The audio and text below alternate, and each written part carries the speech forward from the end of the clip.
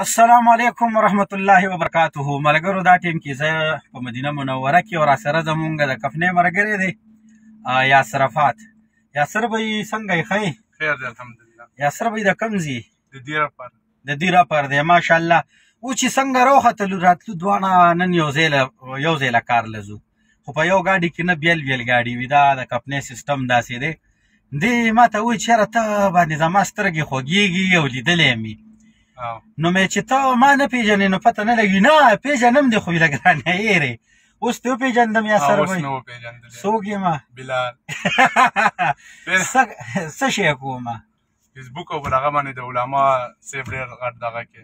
ښه ماشاءالله. نه اوس یې چې دی وپېژندلم.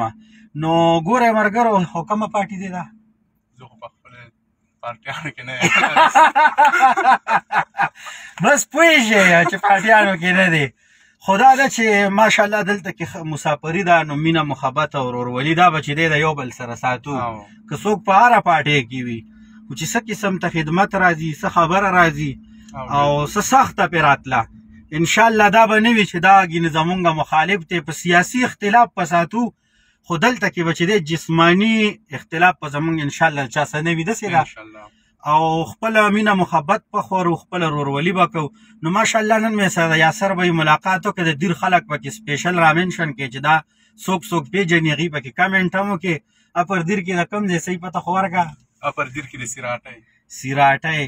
زه خو تللی مشیری کې مې شپه کړې ده د مفتي احسان الدین صاحب د ختم شرنګل په دې روډ باندې د ختم نبوت امیر د هغې ځای کې ماشاءالله ډېر خواږه خلک دي. ما نه دا ایپون هلته روک شو او سار کې دغه له تلو د مین دیر ته چې هلته کې تلو یاره بس دغه وشو، د موبایل رانه په لاره پرېوته.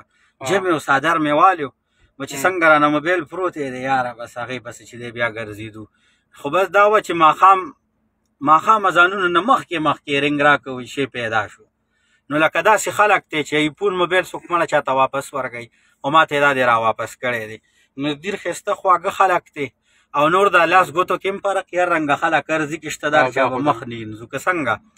نو مینه محبت اوسه پکار دی. ستاسو زړه کې سره نه شي ګوره دا ډېر غټ سړی دی.